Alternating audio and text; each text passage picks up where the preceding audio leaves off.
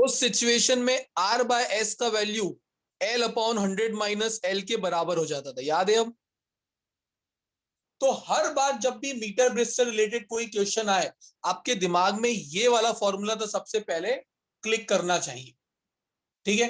अब क्वेश्चन की language very करेगी अलग अलग, तो आपको क्या करना है वो देख लेंगे। जो क्वेश्चन मैंने दिया है आपको, हमेशा इक्वेशंस बनेगी इसमें। तो अगर ये क्वेश्चन कर लोगे तो ऊपर नीचे वाले सीबीएसई में सब सेम ही ऑलमोस्ट, और जीएसईबी में तो है ही एक दो क्वेश्चन इससे रिलेटेड, बाकी सब किरचॉफ से रिलेटेड है। 11 बोला था ना मैंने, 11 क्वेश्चन कर रहे हैं, और इससे ही वो सिमिलर क्वेश्चन है ऐसा सही जीएसईबी का क्वेश्चन नंबर 14। सबसे पहले तो आप क्वेश्चन रीड करो मेरे साथ, मैं आप जिसके पास नोट्स नहीं है मैं इधर शेयर कर देता हूं।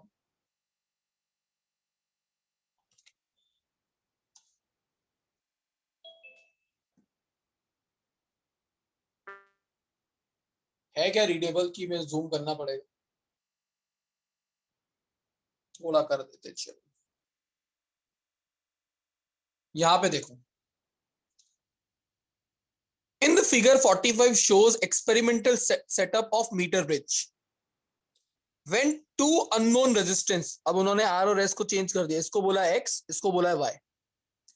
X और Y को जब लगाया गया तो बोला है कि null point D is obtained 40 centimetre from the end A and से 40 सेंटीमीटर पे मिला है, तो ऑब्वियसली बात है इधर से 40 हुआ तो दूसरी साइड से कितना हो जाएगा? 60, 100 माइनस 40, ठीक है। तो पहली इक्वेशन क्या बनेगी? X by Y is equals to 40 divided by 100 minus 40, which is 40 by 60, मतलब 4 by 6। तो 6x is equals to 4y, ऐसा मैं पहला इक्वेशन कुछ बना देता हूं। ये समझ में आया? जितना क्वेश्चन हमने पढ़ा उसके अकॉर्डिंगली। अब आगे का क्वेश्चन, फिर इन्होंने बोला when a resistance of 10 ohm is connected in series with x, अगर x के साथ सीरीज में 10 ओम का रेजिस्टेंस और जोड़ दिया जाए तो ये जो नल पॉइंट है वो 10 सेंटीमीटर से शिफ्ट हो जाता है। जो नल पॉइंट है वो 10 सेंटीमीटर से शिफ्ट हो जाएगा।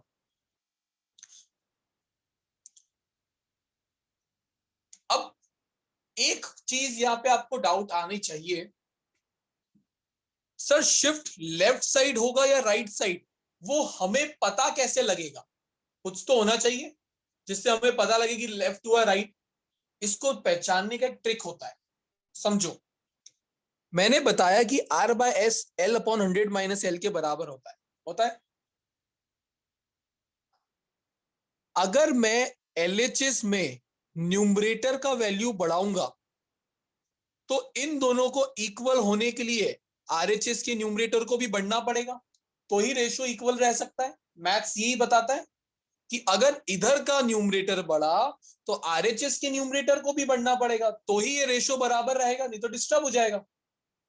एंड वाइसा वर्सा, अगर मैं R को कम करूं तो L को भी कम होना पड़ेगा to maintain this ratio constant. क्या ये समझ में आया जो मैंने कहा अभी तक? जैसे इसको एग्जांपल में सेट करने का ट्राई करता हूं, जिसको नहीं पता लगा। 5 है ना, ठीक है।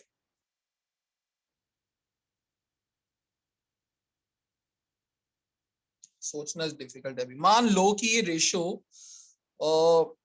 20 है, R का वैल्यू, और इसका वैल्यू 4 है, और यहाँ पे कुछ L अपॉन 100 माइनस L होगा, और 20/4 से ये रेशियो कितना आ रहा है? 5। अब अगर मैं इसको बढ़ाकर 20 से 40 कर देता तो ऑब्वियसली बात है रेशियो फिर 5 की जगह 10 आ रहा होता, तो मुझे इस साइड का रेशियो भी तो बैलेंस करना पड़ेगा। तो मेरे को यहां पर L का वैल्यू बढ़ाना पड़ेगा सो दैट ये रेशियो, जो इसका भी पहले रेशियो तो 5 ही आ रहा होगा सॉल्व करने पर, बट अब जब मेरा LHS का वैल्यू बढ़ेगा तो मुझे L को भी बढ़ाना पड़ेगा सो दैट मेरा रेशियो वापस से, इधर अगर 10 हुआ है तो इधर का रेशियो भी 10 हो जाए। अब आप ये देखो, इसको वो x बोल रहे हैं और इसको वो y बोल रहे हैं। अगर उन्होंने x के साथ एक सीरीज में रजिस्टर लगाया 10 ओम का, तो x का वैल्यू तो रेजिस्टेंस का बढ़ गया होगा, x प्लस 10 बन जाएगा।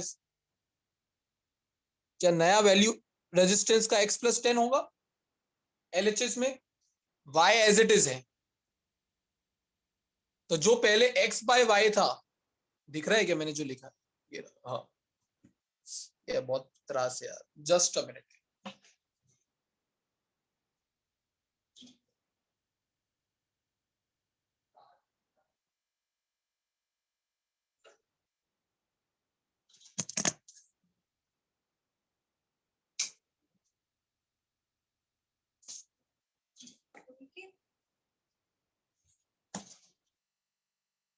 चलिए, दिख रही है स्क्रीन?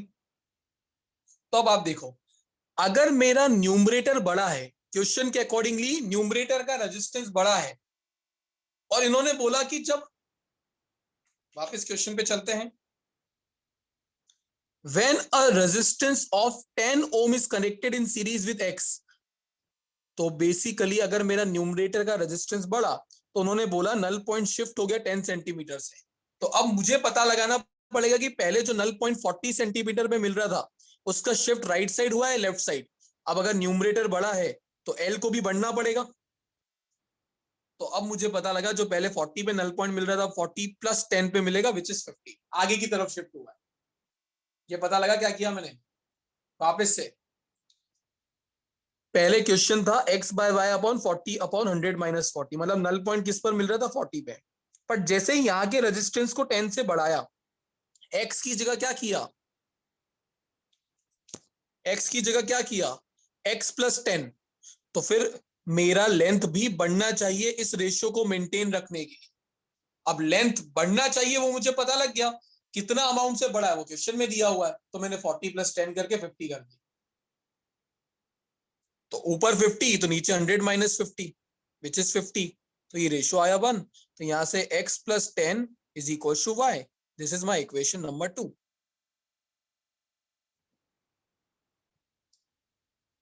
यहां तक किसी को कोई डाउट हो तो पूछो। मतलब आपको मैंने एक ट्रिक दी है, आपको ये, अगर उन्होंने खुद ने बोल दिया होता कि शिफ्ट राइट साइड हुआ है, तो प्रॉब्लम नहीं होती। बट ना दिया हो तो आप देखो कि अगर, सिंपल सा रूल है, अगर न्यूमरेटर बड़ा है तो आरएचएस का भी बढ़ेगा, अगर ये कम हुआ है तो आरएचएस का भी कम होगा। सीरीज में रेजिस्टेंस बढ़ता है हमेशा, तो अगर ये बड़ा है तो आरएचएस की लेंथ को भी बढ़ना पड़ेगा, और बढ़ के कितनी होगी? 40 से वो 50, 10 सेंटीमीटर बोला उन्होंने, बढ़ गई। कोई डाउट आ रहा है तो पूछ लो, अनम्यूट कर सकते हो आप। नो? यस मानुष। सर 50/50 डिनोमिनेटर में भी सेम करना पड़ेगा। हाँ ऑब्वियस, देख फॉर्मूला क्या होता है? L upon 100 minus L. तो अगर ये 40 से बढ़ के 50 हुआ है तो 100 माइनस 50, ये 50 हो जाएगा ना फिर। Okay okay sir. मतलब दोनों जगह चेंजेस होंगे, ऑब्वियस सी बात है। ये लेंथ बढ़ी है तो दूसरी कम भी तो ही होगी। टोटल लेंथ तो 100 सेंटीमीटर ही है, वो थोड़ी ना वायर बढ़ा है। ठीक है, क्या दो इक्वेशन, दो वेरिएबल से एक्स और वाई निकाले जा सकते हैं? तो यहां से आप क्या करिए, आप x का वैल्यू निकालो। x का वैल्यू क्या होगा? 4y/6, which is 2/3y। तो x की जगह लिख दिया मैंने 2/3y plus 10 is equal to y। तो यहां से आपको अपना y का वैल्यू मिल जाएगा, और वो y का वैल्यू होगा 30 ओम्स। देख लो आ रहा है क्या? जब y का वैल्यू यहां रखोगे 30, तो आपको x का वैल्यू मिल जाएगा 20 ओम्स। तो मतलब दो इक्वेशन सॉल्व किए, कैसे भी कर सकते हो आप, वो आपके ऊपर। जो दो इक्वेशन बनी है वो इंपॉर्टेंट है, कैसे बनी है, बाकी वैसे। कोई डाउट है? तो अभी मैंने x और y निकाला, पर क्वेश्चन खत्म नहीं हुआ है, क्वेश्चन आगे भी बाकी है।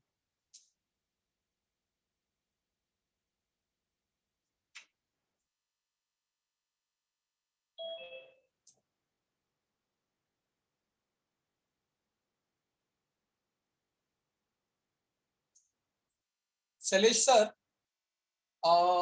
मैं अभी हाल इनका क्लास सिर्फ 885 तक ले पाऊंगा। तो मैंने इन सबको कहा है कि वो पोटेंशियोमीटर वाला इनको आप 3 वीडियोस ग्रुप पे सेंड कर दीजिएगा। तो वो जो मैसेज था अनअवॉइडेबल सर्कमस्टांस वाला वो हटा देना, सिर्फ 3 लेक्चर की लिंक भेज देना। श्योर सर, ठीक है, नो प्रॉब्लम। यस। ओके, अब देखिए अगला part, find the position of null point. Find the position of null point when 10 ohm resistance is connected in series with y. X के बजाय क्वेश्चन में क्या कहा था कि एक्स में पहले उन्होंने 10 ओम सीरीज में कनेक्ट किया है। अब वो बोल रहे हैं कि अगर एक्स में ना कनेक्ट करके वाई में कनेक्ट किया होता तो बताओ बैलेंसिंग लेंथ किधर मिलता। तो एक्स और वाई का वैल्यू तो मिल चुका है, नया इक्वेशन कैसे बनेगा?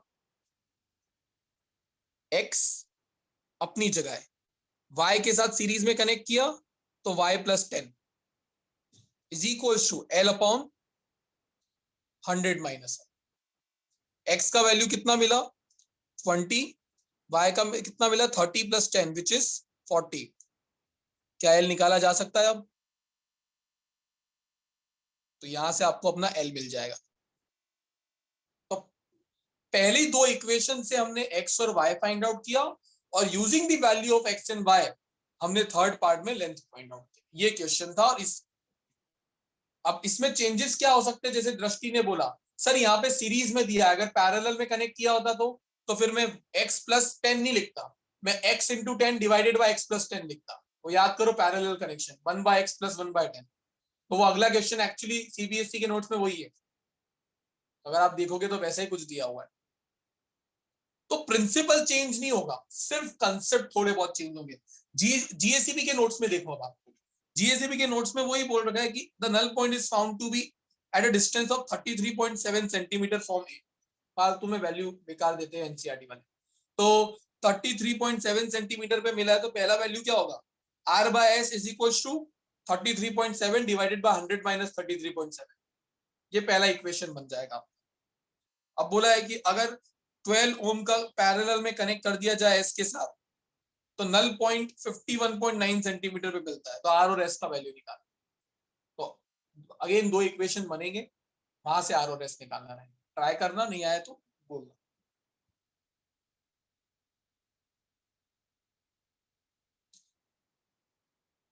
आप में से किसी का पेपर चैप्टर 2 का अभी तक चेक हुआ है या नहीं हुआ है? पिछले हफ्ते केओस हो गया था थोड़ा कि वो जो भी फाइल आप पीडीएफ में अपलोड कर रहे थे वो सब ड्राइव में कन्वर्ट होते जा रही थी, तो इस वजह से चेकिंग नहीं हो पा रही थी। तो इस वजह से ही आपको गूगल क्लासरूम पे आपका शायद चेक होके मिल गया, पर ओवरऑल रिजल्ट अभी हम ग्रुप पे पोस्ट नहीं कर पाए क्योंकि सब बच्चों का चेक नहीं हो पाया। अच्छा, एक और तुम्हें मैं न्यूज दे देता हूँ। अच्छी न्यूज किसी को लगी, किसी को खराब लगने वाली है। अब से आपका होमवर्क हम इंस्टीट्यूट पे मंगा के चेक करने वाले।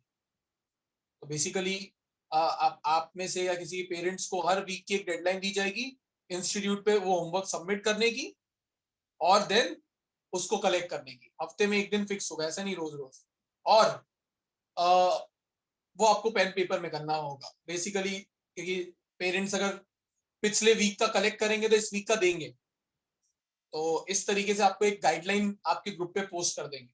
तो ये अब से आपका चेकिंग वाला पार्ट हम ऑफलाइन पे लेके जाना चाहते हैं कि हम ज्यादा अच्छे से आपकी हेल्प कर पाए उसको। तो अगेन जो लोग इसमें डिले कर रहे थे अब उनको ज्यादा फेस करना पड़ेगा। अच्छा, शैलेश सर ने बोला पोस्ट हो गया, ठीक है भाई, पोस्ट हो गया रिजल्ट। सर शैलेश सर मुझे नहीं पता था, मैं बैक टू बैक क्लासेस में हूँ 4 से। यस विश्वा बोलो। सर ये अपना जीएससीबी का जो क्वेश्चन है ना 14, उसमें लास्ट में है कि the null point occurs at 51.9 centimetre. Yes, तो वो एस पे ऐड होगा ना, मतलब आर बाय एस प्लस 51.9 होगा। पहले वाले पार्ट के अकॉर्डिंगली आप देखोगे तो उसमें आपका इक्वेशन क्या बनता है? r by s is equal to 33.7 divided by 100 minus 33.7।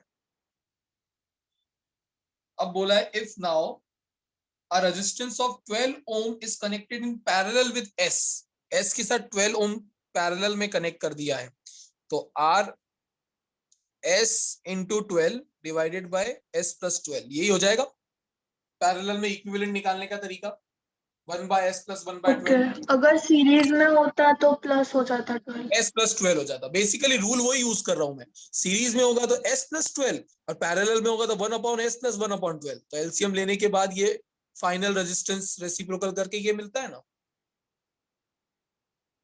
तो अब null point is occur at 51.9 centimetre, तो 51.9 सेंटीमीटर पे मिल रहा है, तो यहां पर आ जाएगा आपका 51.9, यहां पर आ जाएगा 100 माइनस 51.9।